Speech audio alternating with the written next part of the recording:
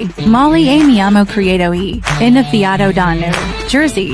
Last week today lived presentato da Fantastic Comics and Art. Let's fucking Hey everybody. So I'm a little bit late. I just wrapped up with Brian. Had to get in line here. Oh good. I got back to the comments here. Yeah. How's everybody going? I know it's been 2 weeks, I guess, since we last saw each other. Put together just a little something slapdash with a good friend of the channel. We're just kind of taking it relaxed today, to be honest with you. But before I get our guest in, let me go ahead and see who's with us so far. We've got the other Phil. Somebody's giving away candy. Okay, great. Will Bohr, how are you, sir? How are you? Christina Payne, hello. Oh, good. I forgot Chris, excuse me. I forgot that Phil started a new coffee place. So, yeah, if you want your coffee, no matter where you are, I think he's just sticking to the country, but I say let's push him. Let's save the world. You let Phil know right away, and he will get a coffee FedExed over to you. I don't know how the pricing works, with tariffs and everything like that. Message him, and he'll get you on that. With sprinkles, too. Can't go wrong with sprinkles. I guess you can go wrong. There you go. Okay. Hey, Naman, how are you? You're an awesome guy as well, sir. Scrolling. Trev, how are you, my good sir? DJ Links, how you doing? Every time I watch DJ's videos, I'm like, what the hell am I doing? No, and that's I mean that as a compliment, because DJ has a level of polish, I have to say, to his videos I have not yet achieved. But you know what? That's okay. We're not in a race. We're in a collaborative space here, and we make each other better. Let's see. Mikey Evil is here. How you doing, Mike?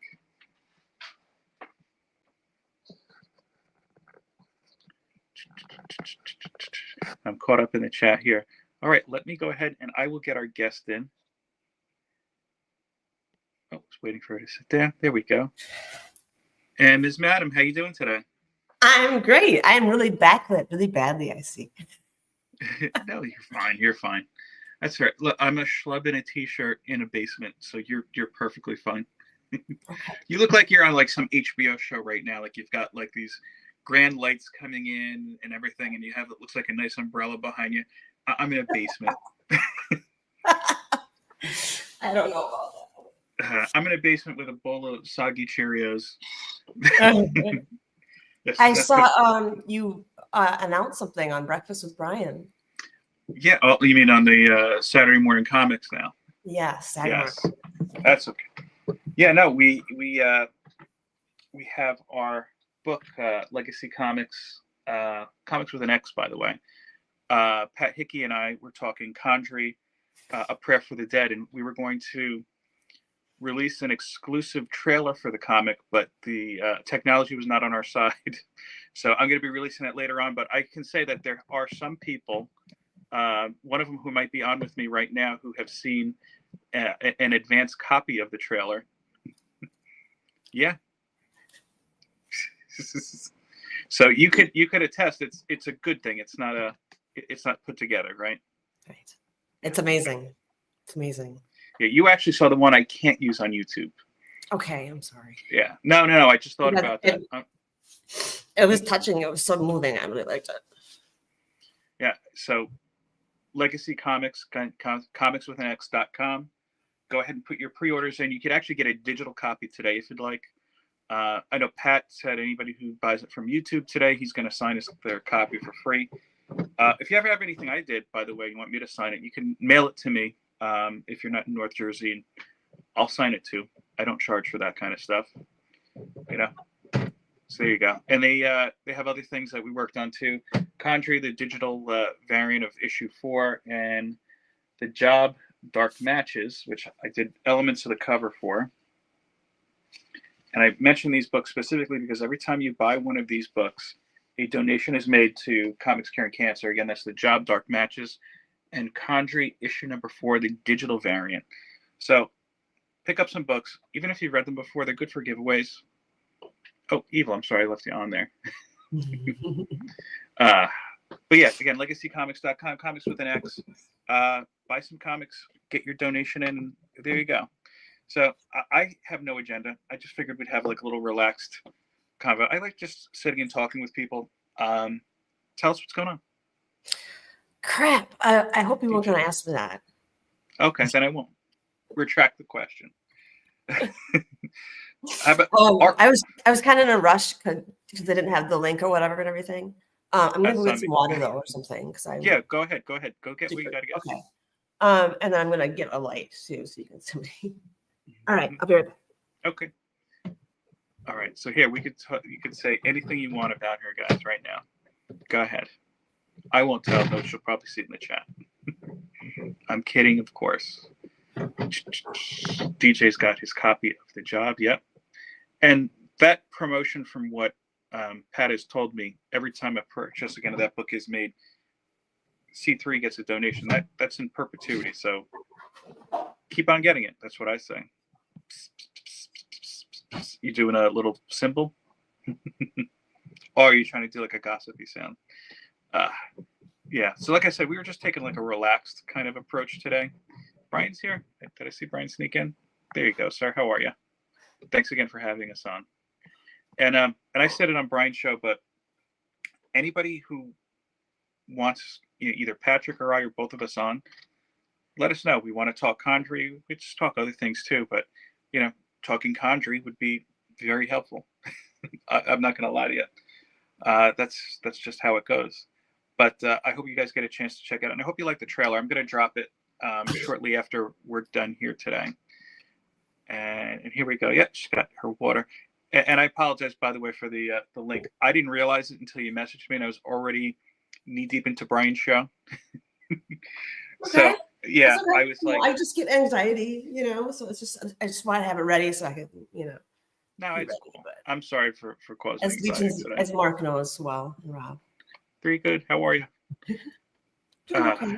I've been working on a lot of sculptures, and I was working yesterday, and I was picking up clay and putting it on the sculpture, and I was like, "Oh, I'm running out of clay." I'm like, "Where did my clay go?" And I look around the sculpture room, and then there's all these statues now.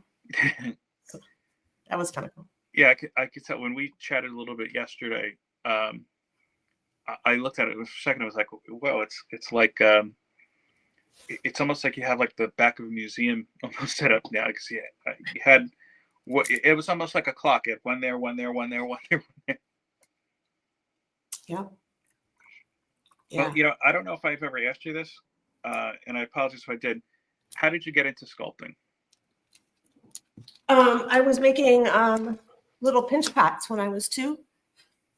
You roll a clay ball together at Montessori school, and you stick your thumb into it, and you pinch it, and you make a little pot, right? A little bowl, and they fire them, and then they give them back to you, and then I would paint them like different colors on the inside and different colors on the outside. And my mom told me, she was like, "Your pinch pots were the best." Right? Like, seriously, like that's what I think of. And I was 2. But ever since then, like, I was just good at art. I always loved art. I was just always, enamored with it. So has sculpture always been then your go-to? No, I have a lot of 2D art. But I feel that my 2D art is not as successful as my 3D sculptures. I find that color is difficult sometimes when I'm making a painting or something, or I have to deal with color or figure out color.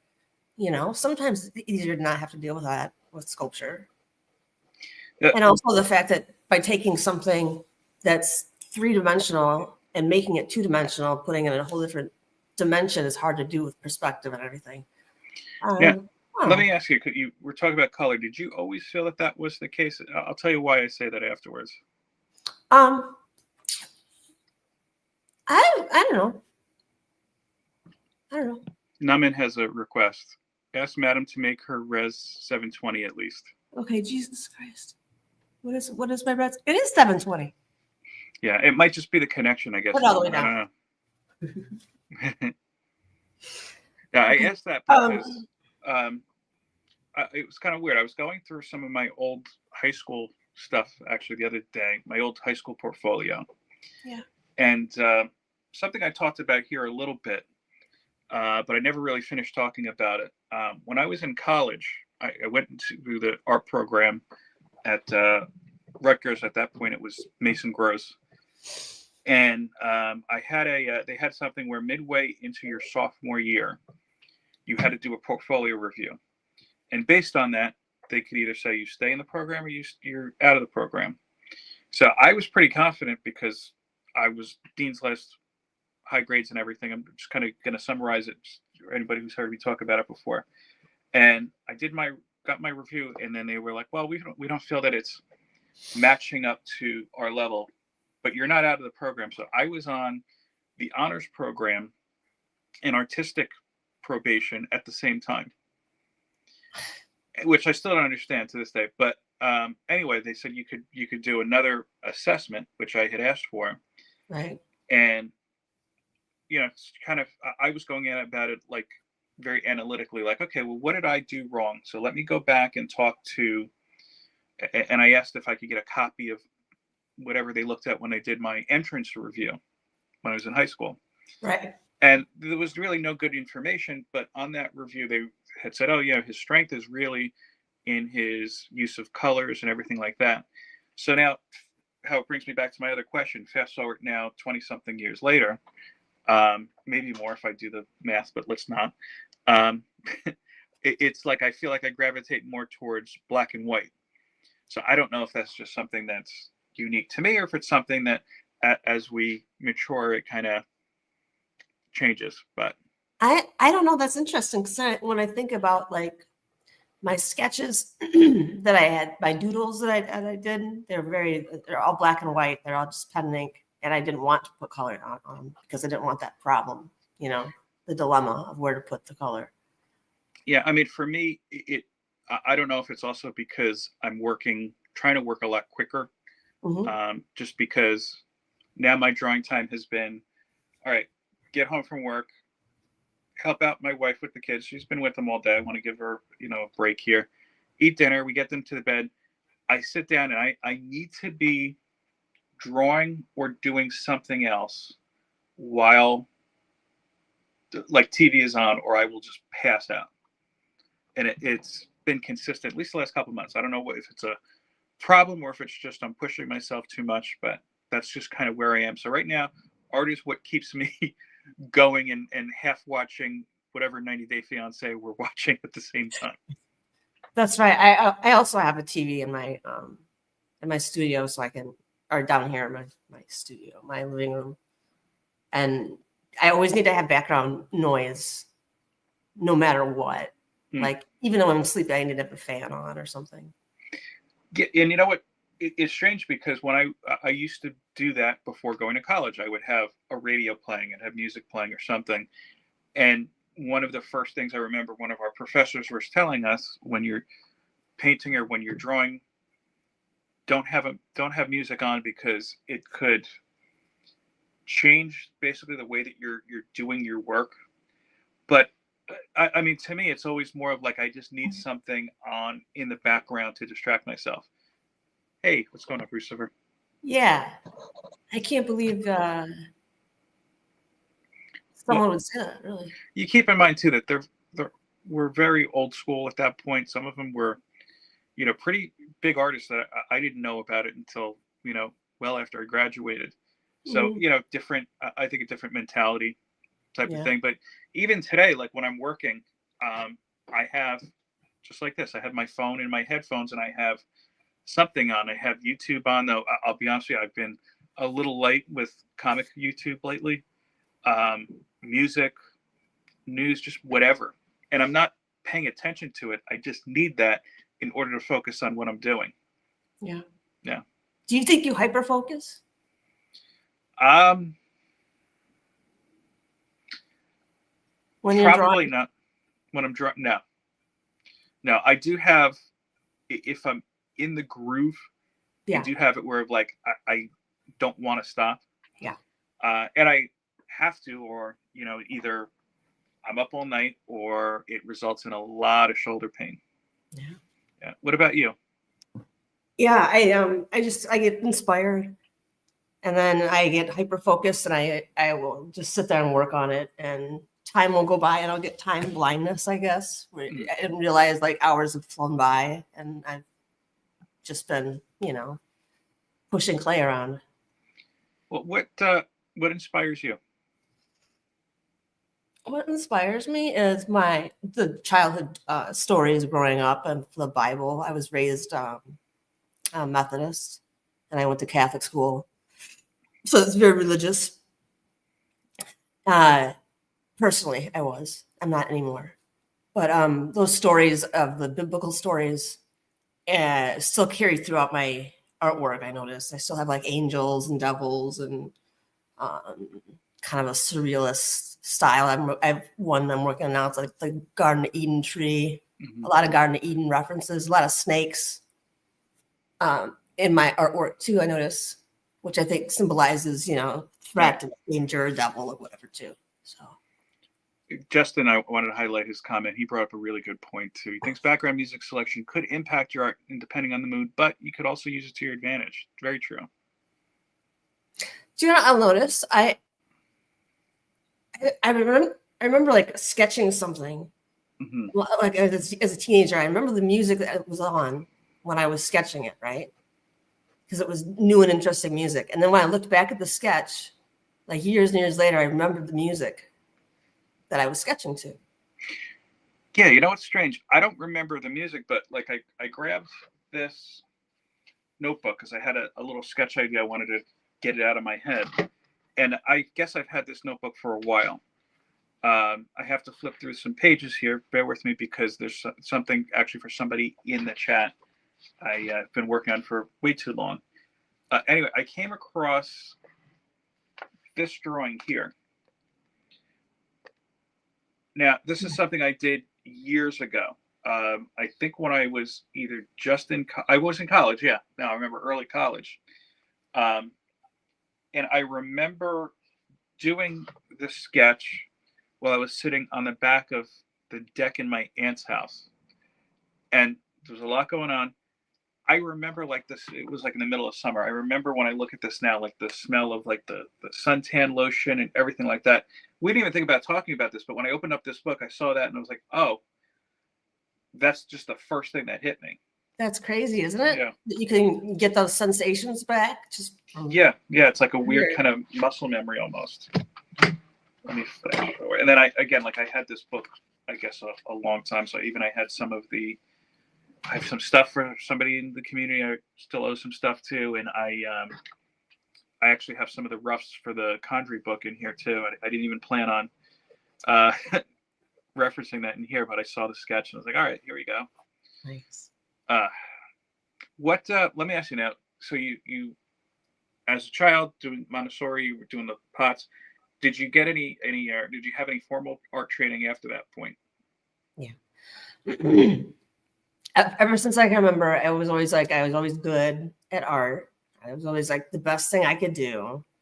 And then when I was 18, I took a stone carving class. And the instructor from that class talked to my parents and said, like, I want to get Stephanie an apprenticeship because I think she could be one of the best sculptors or something, So he talked to my parents about getting me an apprenticeship so I could go train and apprentice with a stone mason. And I guess my parents said no. My dad especially said no. Said I'm going to college. Right? Mm-hmm. They didn't tell me that until afterwards. Oh. But I was like, what? Like, I totally wanted to do that. Like, I would have totally embraced that opportunity. You know what I mean? Like, well, did you study art in college? Yes, I did mostly painting. I did sculpture, which I felt was successful, but I wasn't as successful with the medium of that clay, the wet clay. Mm-hmm. because it's so temperamental. Like I would make something and I'm so impulsive and I work so fast. The wet clay like couldn't keep up. It wouldn't dry, you know, it'd all be wet and mushy and I wouldn't make the armature correct or something. And, you know, it'd just be a mush pile and I'd start over, just, you know, forget about it. But yeah, I did a lot of paintings that I'm not really proud of, you know. I was definitely more successful with sculpture. And then when I went to high school, my high school art teacher said when I was applying for colleges, I didn't know if I should apply. It made you choose. It said you have to apply for 2D or 3D, basically. And I'm like, I don't know which one to choose.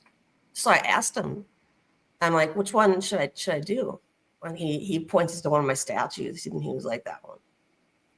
And that's why I chose sculpture there as like my main push. But after I was done with college, I took like a class to get a portfolio together so I could go to grad school, right? And it happened to be a 3D class, and anyway, bronze working was a part of it. When they had this clay that is oil based and doesn't move and isn't temperamental, and I just fell in love with it. And I've always loved figures and yeah. Let me ask you, the second time that you've noticed you feel you've been more successful in one medium rather than another, when you're talking in terms of success, how are you measuring your success? My personal opinion of it. That's how I measure it. Because you know, your sculptures are great, but I remember too. I think it was last year around this time you were doing a series of those bird drawings, and those are amazing too. So I mean, to be honest with you, from a standpoint of you know the quality of work, I think you're neck and neck. You know. I think I get more frustrated when drawing to make something, especially for me. I think it's easier to take something out of my imagination and make it 3D as opposed to making it a sketch of it first. You know, I can just go in and just like, I'm just going to make the sculpture. I thought of it. It's 3D in my mind. It's 3D in reality, you know. That's how it translates easier. So let me ask, do you think maybe sculpture is almost more of, and 3D artwork is more of, maybe you feel more of a connection to because it's definitely more hands-on than sketching? Yes. Yeah. Yes. And I think I took a test one time. It said I was like a kinetic learner. So it was like what touching and feeling and stuff. I'm very, I love that about sculpture, getting to use my hands and everything so much.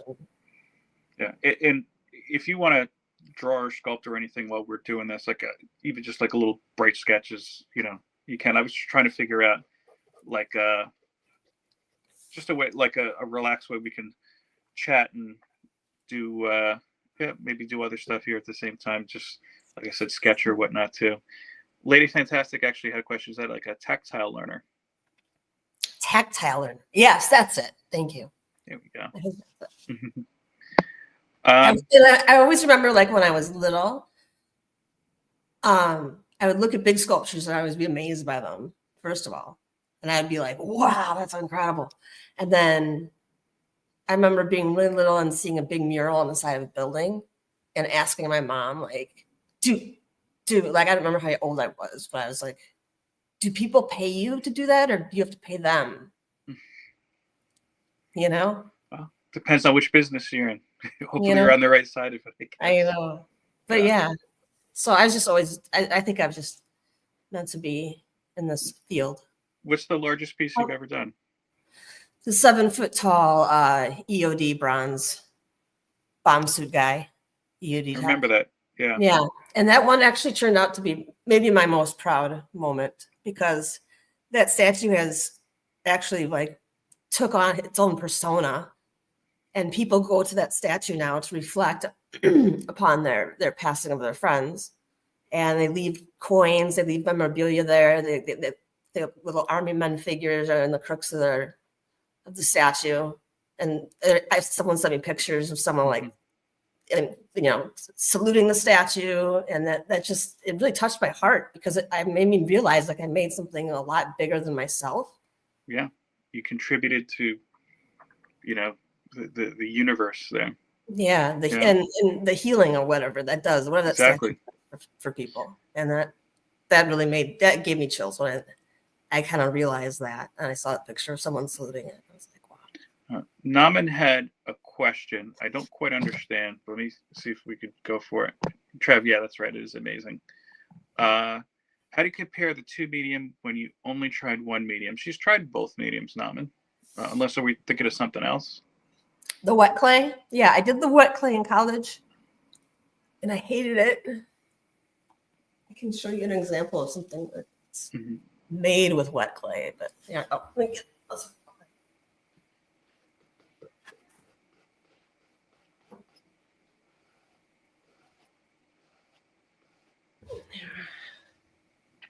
This is a big ball of people. I was gonna do a this was a thought for a public monument for first responders and people who went to help support the war or something in New York.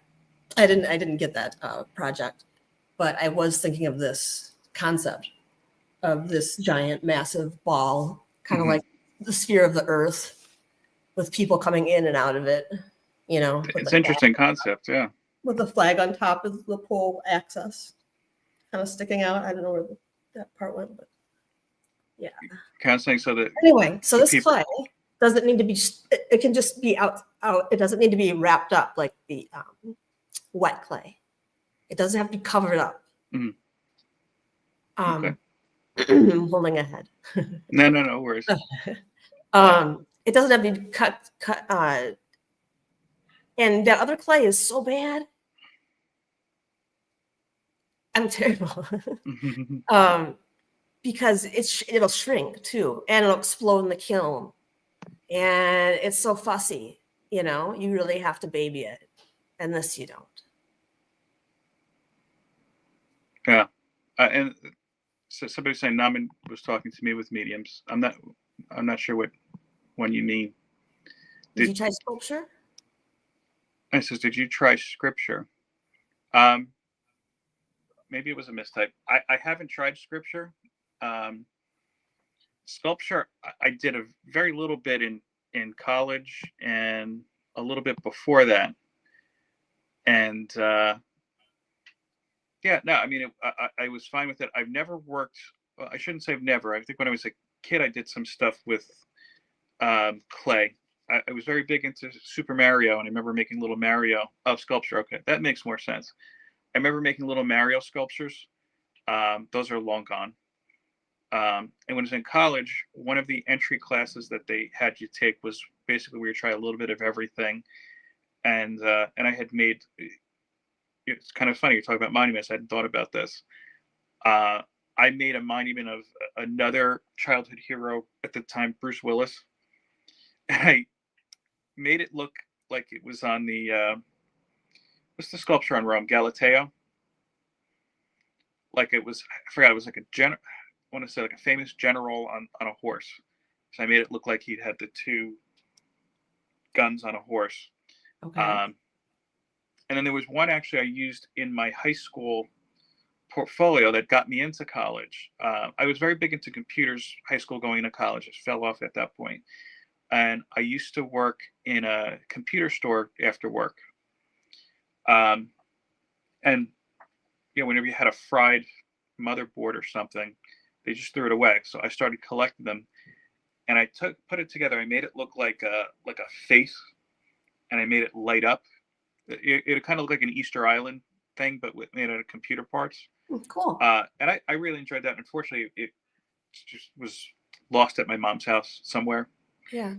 But yeah, that's the extent of my sculpture experience, Naman. I Why is so that?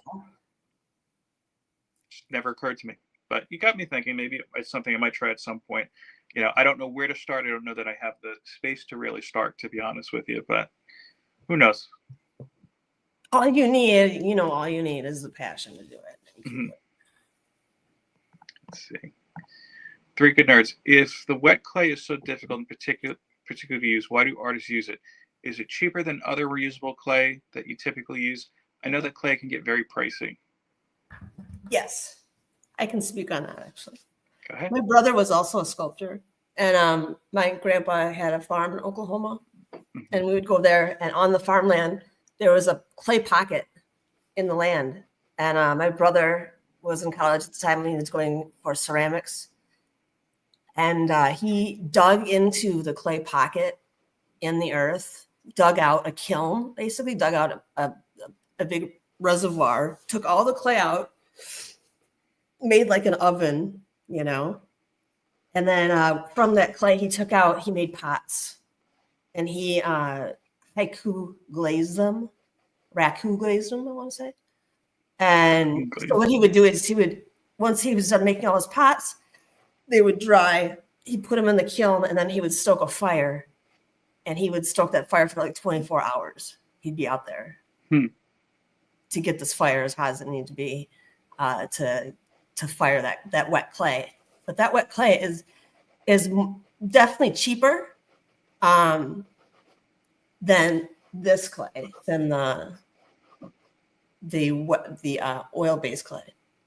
Now, the clay that you use, somebody actually, Mike asked the question I was thinking too, but I was just curious. The clay that you use, then you're not, are you kilning that too, or how does that work? This clay? Yeah. Am I killing? And like, no. This clay is made with like Vaseline, I feel, instead of water. Okay. So only problem is it just gets dusty, and you can get these in different like levels of hardness too. Like there's soft, medium, and hard. So if you're working on something very tiny, you might want to use hard because it'll be more true to what you're doing as you put it on, as opposed to like if you're doing like a really big piece, you might want to have soft clay just for your hands, and just you might want to be able to smooth stuff. Just depends on how you work, I guess. Now, Mike had a question here. What do you mean by raccoon glaze? Does it involve actual raccoons? Raku, R-A-K-U, I think it is. Oh, okay. That's just a process in itself, or yeah. I think I'm not very sure. I'm not very knowledgeable about that, but. And Mike also had a question here. Yes.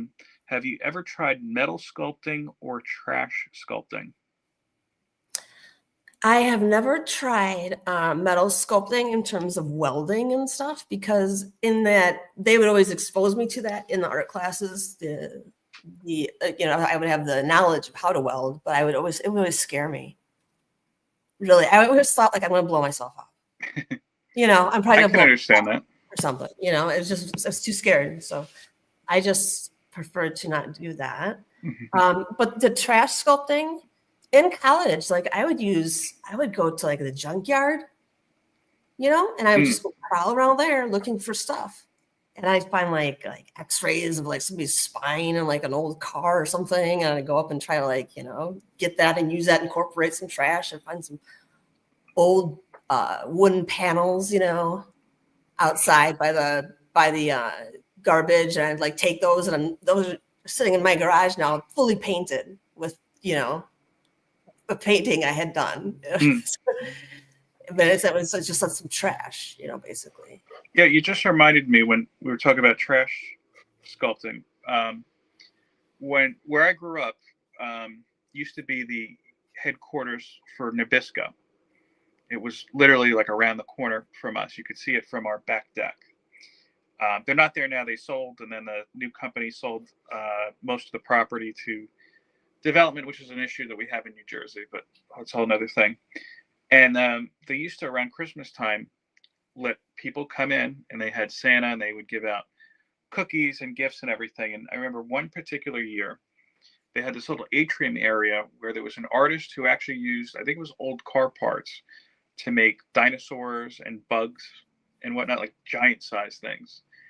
And the grand piece of the collection was this giant eagle that they had front and center there, made out of hubcaps. And basically, after the show was over, the artist didn't know what to do with it, so he just, as the story goes, gave it to Nabisco, and it sat up there for decades until the new company bought in and sold the area, and they wound up relocating the eagle now to one of the county parks that are over here. But you talk about trash sculpting and everything, you just had me think of that, and metal sculpting. Yes. There's a really fantastic metal sculptor. One of my neighbors is. I've never met them, but outside their property, they have like life-size, like huge metal sculptures of like he did a Garden of Eden tree with a snake, a hummingbird, a flower, a rose, like a roadrunner, which is amazing. Mm-hmm. You know, like and it's all made out of this rusty metal, you know, but it's beautifully done and beautifully formed. You never wanted to just knock on the door and say, "Hey, I don't know if you made that, but it looks good." No, I guess I could leave a note or something. They're kind of reclusive. They were like way back there, you know, behind a mountain or something. Oh, there you go. Yeah. Reclusive. Usually my experience means you just don't bother. Maybe wave. Naman said this too, and I was thinking in the back of my head, Madam makes me want to try sculpting. So coming soon to YouTube, sculpting with Madam. Yeah.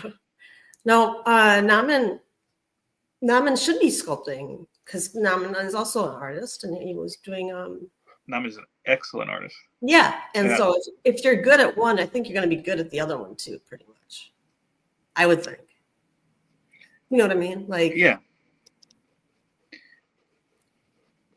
I had an idea I was trying to sketch out too, but it's going to be a longer one. This is not going to get done in this show. Mm-hmm. This is something I'm just putting the, what do you call it, figures down and whatnot for. Here's Naman. This is more of a practical question. How much room minimum would be required for sculpting? How much room? Minimum, yeah. I don't know. I just depends on what you're sculpting. There you go. If you're sculpting a little head, you can just sit here and make a little head, you know. Everything else, you need more room. I mean, like the 7-foot tall sculpture, when I did that, I have a tri-level house or whatever. So I was able to use like the space in my house very well. Were you ever were you concerned with that 7-foot statue? Like, okay, how am I getting this out the door? Oh, how am I going to get it out the door? Yeah. No, because I already knew what was going to happen. What they do is they come and they'll cut apart the statue. Once it's fully done, they'll cut it into pieces usually and wrap it up and take it to the foundry. But when they came, the people from the foundry, they managed to get it out the door, that bomb suit guy intact. So, and then they drove an hour from my house to the foundry with this statue, you know, holding that flag, like going through the city, right, on some side streets or whatever. But you can see exactly what it is, you know.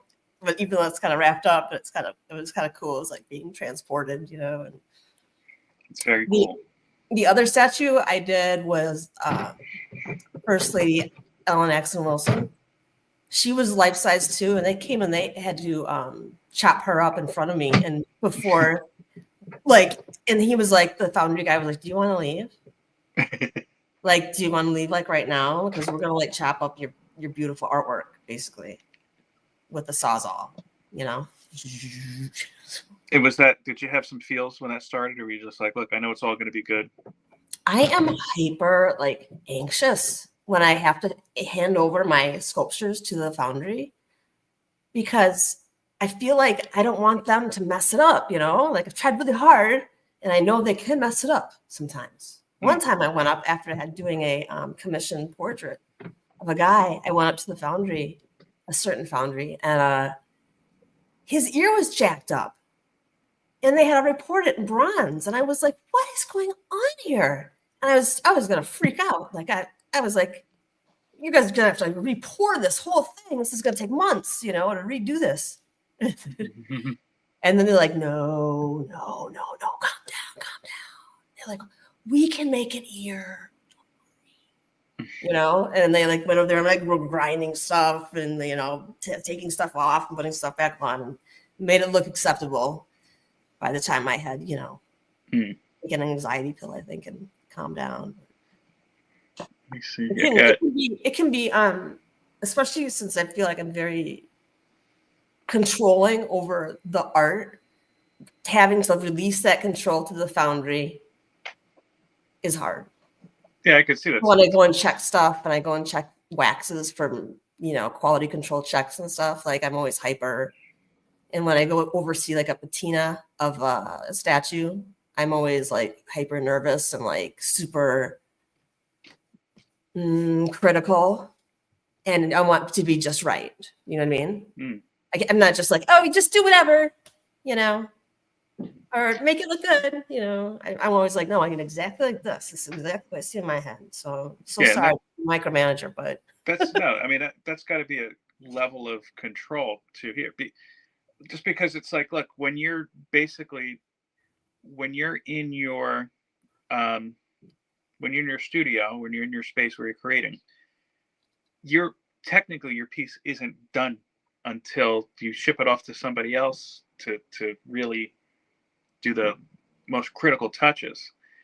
But I don't know, does that change your process at all? Like, okay, look, I have to make sure that this is like this so it comes out in such a way in the bronze, or yeah, I do know, because I took that class, that 3D class that introduced me to bronze making. I was able to go through the process and learn how the molds are made, the waxes are made. It's a long process to make something into bronze. And I discovered through that class, like, I did not enjoy the mold making and stuff. Some people do. Some people love the mold making and they're professional mold makers, but that just wasn't my calling. I'm like, I just wanted to make the stuff and then send it off and have it returned magically.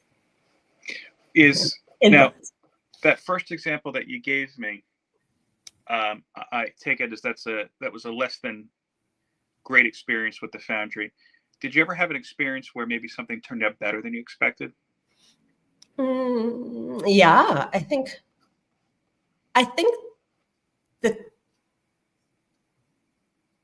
the monuments all turned out better than I expected. Like the Ellen X and Wilson, the 7-foot tall bomb statue. There's times where it can turn out where your stuff, you can be slightly, surprise yourself.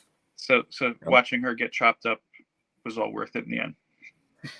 Yeah, it was kind of it was fine. Yeah, he took a sawzall. I remember him like cutting her like straight across her hips, and then he like lifted up half her body, and the inside is foam. And he lifted her up, and then he was like, "Oh no!" He's like, "I need something to brace it." So I like went and got like 2 Campbell soup cans to put underneath her. So she had 2 Campbell soup cans. She looked like an Andy Warhol, like over. Well, are there particular? Oh, you know what? Mike had asked a question before I go into my next one that I had forgotten about and I just remembered. He asked, do you find yourself, I can't find it, so I'm going to just do it from memory. Do you find yourself interacting with or collaborating with other sculptors? Not really. I mean, an artist's dream is to just do their own stuff, right? Yeah, I mean, I think to a degree, and that was something that one of my teachers going back to college was like, oh yeah, he used to tell me, he used to tell us, the whole class, not just me, like you're talking, I guess in the 60s and 70s, he used to share a studio space with, did he say with Frankenthaler? I know, and he said, "Oh yeah, and we had a space for musicians, so Debbie Harry was in our space and everything too." And I was like, it all kind of sounds a little chaotic to me, but I guess what worked for him. Yeah. I would, though, through the years after college, I would every couple of years try to take a sculpture class from a different professor that I would find around here in Phoenix at different art colleges, because I wanted to keep up and just like I wanted to make sure I could learn everything I could from all the experts that I could, you know. Yeah, and it's just to keep it very smart. fresh. Yeah. So. And you know, art, you know, as I've said before, it's like anything else. If you don't keep up your practice, you lose that muscle memory. And I think that's something that people don't necessarily understand unless they create art themselves too. Mm-hmm. You know, and can you get it back? Yes, but I don't know. In my opinion, it's harder and it's not always as pleasant. So right. it could be a frustrating and a rewarding process. I would go through periods where I like wouldn't make any art at all because I'd be so depressed or whatever, you know. I just like wouldn't have the passion to like create or emote or say anything or create anything. Do you know what I mean? I'd have like long periods of my life like that.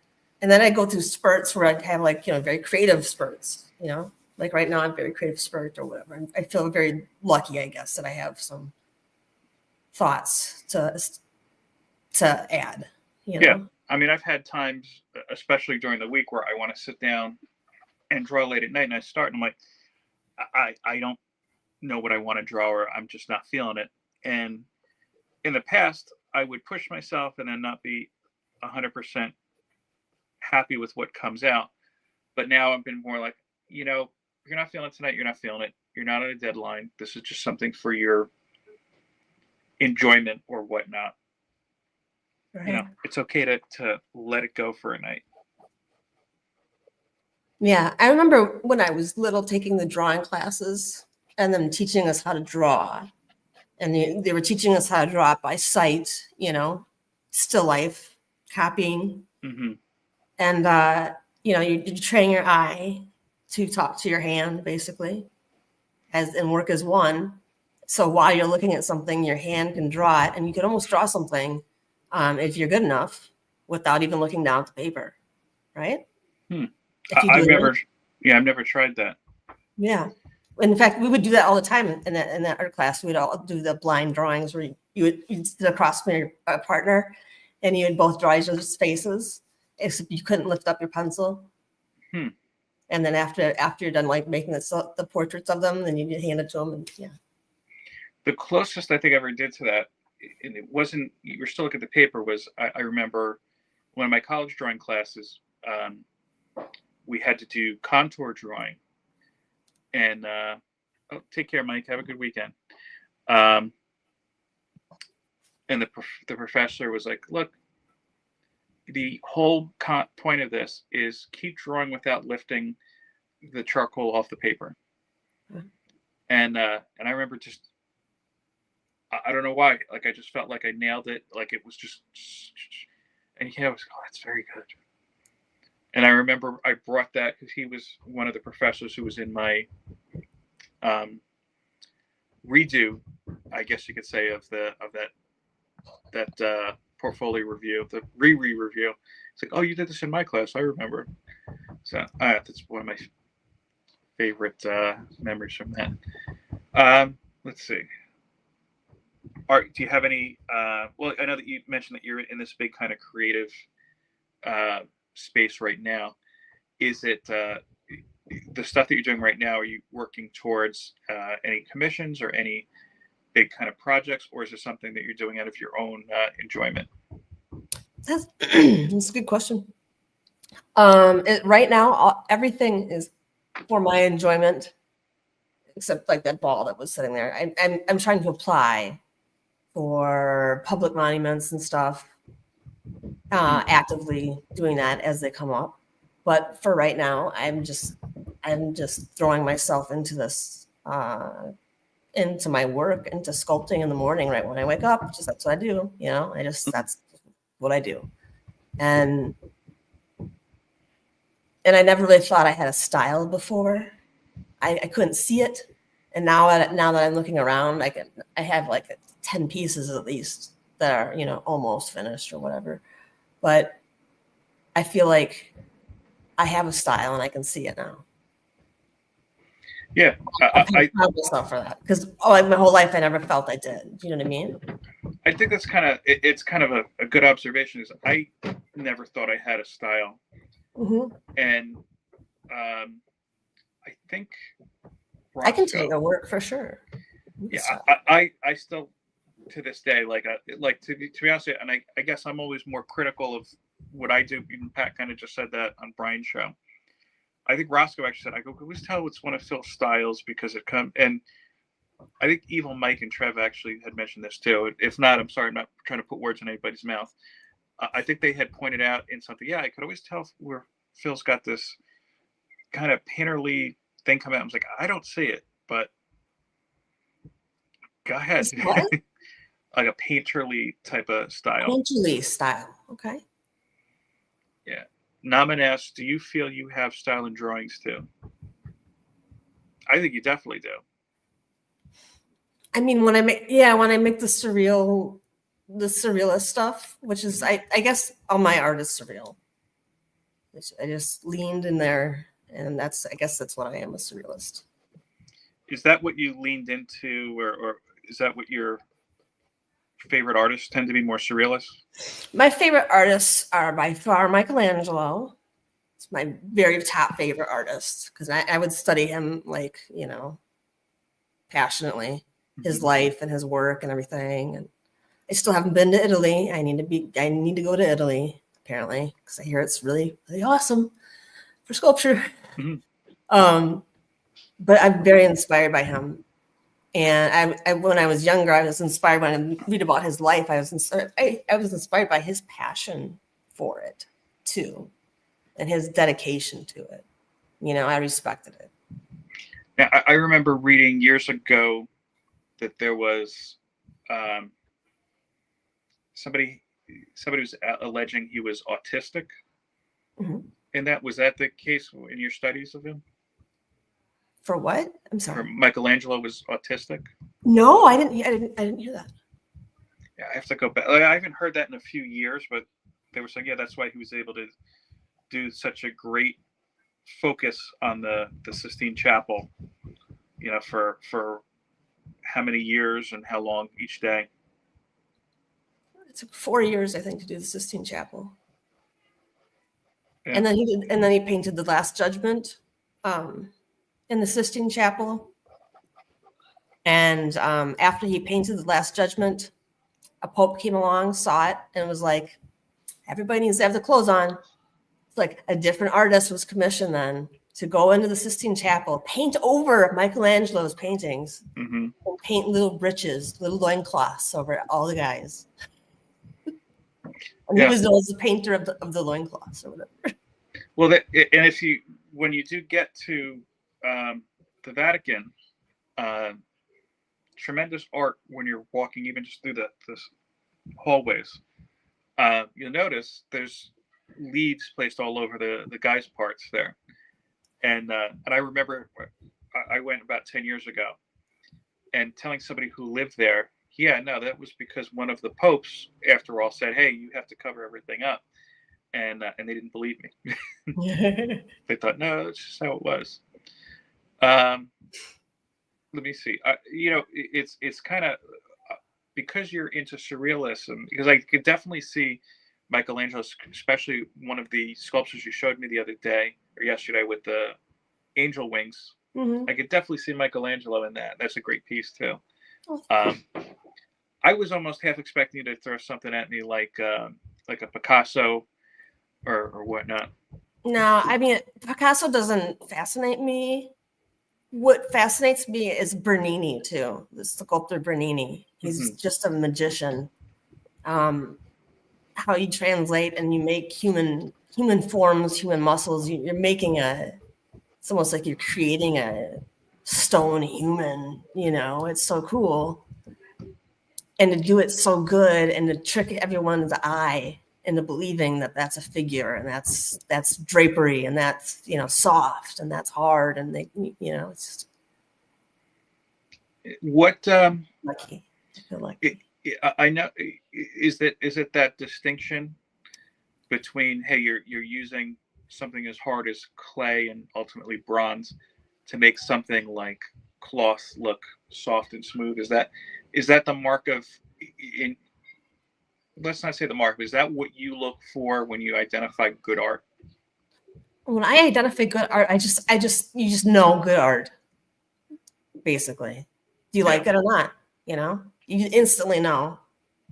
And I really am annoyed with art that requires an explanation first.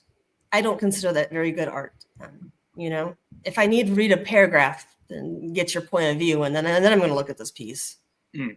I don't think that piece is going to stand the test of time. Yeah, Do you know what I mean? That. Yeah. Like we're picking up Egyptian artifacts and Egyptian sculptures out of the earth, and it's like someone this day could have done them, you know, but they're so talented. It's just but it stands the test of time because it was still in stone, it was still in bronze, it was still in, you know, in some permanent fashion, and it makes its own relic and it becomes its own thing. I think I've been always interested too in archaeology because my brother was. And we would go down and find arrowheads and my Oklahoma grandpa's farm. And I had a real love of nature and being outside. I forget that you didn't grow up in Arizona. I think it's just because I don't know. I think Arizona. Yes. There you go. Let's see. As I try to wrap things up, is there an artist when it comes to comics that you find yourself gravitating towards? Yes. I know you probably think I'm going to say Frisian, right? Frisian? I forgot you're a big Frisian. You forgot what? I forgot that you're a big Jenny Frisian fan. Mm-hmm. Yeah. But actually, I think I'm more blown away by Middleton's covers, especially his Poison Ivy covers. I have to look because I know people have been a big fan. I haven't been picking up physical comics in a few months right now. Mm-hmm. So I know I've read some of his thing or seen some of his work. I can't put my finger on it. Like I don't see that distinction quite yet. I haven't been paying attention in a while, but yeah, I have to look at it. Yeah. Oh, Naman didn't realize you're from Oklahoma. Yeah. I'll be right back. Sorry, Bella. No worries.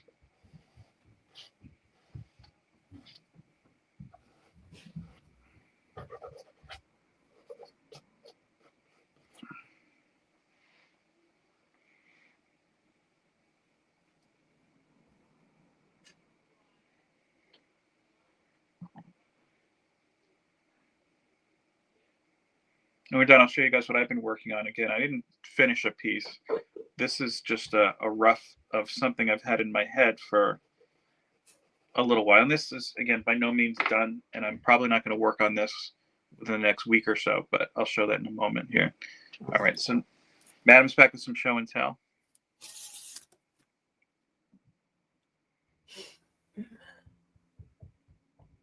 Oh, it is a very nice cover.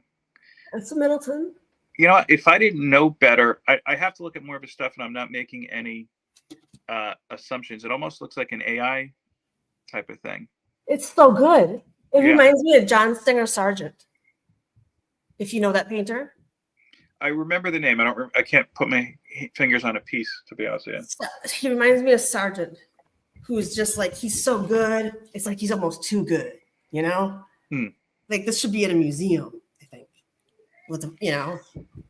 It does have a very kind of like a classical Flemish quality to it. Yes. Like a Rembrandt almost style. Yeah. I'm looking on my phone too, so my picture's that big. Oh, okay. And then I thought I had another middle too. But... Oh. And there's a Frisian Zantana. I can show. Let me see. Yeah, the light's hitting the chrome in a way. I could look that up though. I have, I have to say one thing I like about Frisian here is that she is drawing characters who many tend to go a little too, I think, cheesecaking with too often, or I should say it's easy to go a certain way with it. And I feel like she doesn't lean into that, like, hey, look, this is a drawing without trying to be a certain way. Mm-hmm. One thing I appreciate. All right, let me show you what I was working on. I was telling everybody when you were up that this isn't a finished piece. This is basically how I do my plannings. This is not something I'm probably going to work on right away because I have some other things I need to finish, which have been lingering on way too long. But this is, again, I know looking at this right now, I have to change the placement. I had this idea to do kind of like different kind of layering of colors. That doesn't come clear on this.